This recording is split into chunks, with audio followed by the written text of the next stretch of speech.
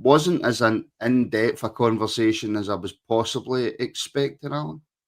Yeah, I thought he might have. Well, for what I've seen, I don't know if there will be a longer version of it, but it was quite to the point. It wasn't even from what we're hearing about it.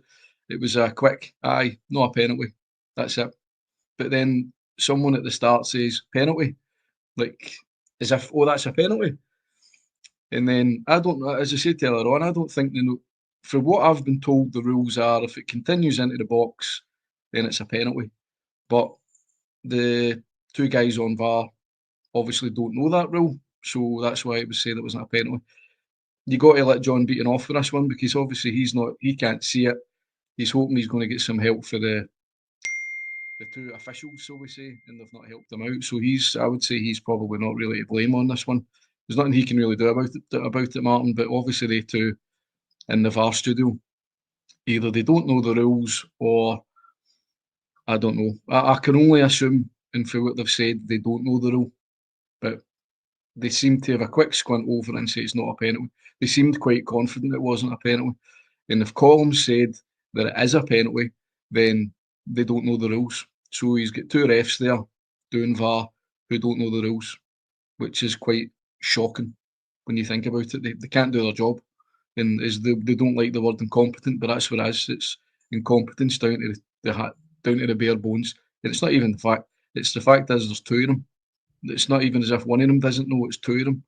So Beaton obviously, as I said, he's blame free in my opinion. He can't really see that for probably his angle. But then what about the linesman? We don't talk about the linesman enough. Surely he could have seen something as well. But no, I'm just raging with Martin. Honestly, mate, I think, as I said to you last night, I was scunnered with all these things that happen that they get away with and we don't get.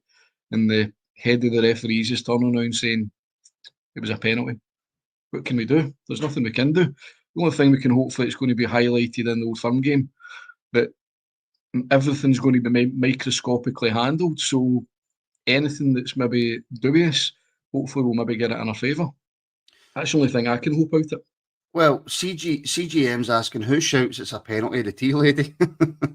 There's definitely, and I don't know who it is because it's difficult to. Yeah, it's like penalty. It's like tell. Somebody does. Yeah. I don't know if that's John Beaton asking. Yeah, is that a penalty, or it's somebody in the VAR room seen it quickly and went, "Oh, that's a penalty," and then it's been ignored. I don't know. Like you're watching on telly and you're like, "Oh, it's a penalty." But the two, I mean, you can clearly hear somebody's voice on it. Nah, that's fine. I can't mind the exact words he's used, but he's like. He's pulled him or something, or he's fell over. Like Scales is like falling over, and he's pulling he's got his shirt and he's actually got his shorts. He's got the two things at the same time, so he's pulling them, and he's obviously Scales is in the box. And as far as what I've heard, if it continues into the box, then it is a penalty. But for the sounds of these two, what is it? So I can't mind their names, who were on VAR. They don't know the rule.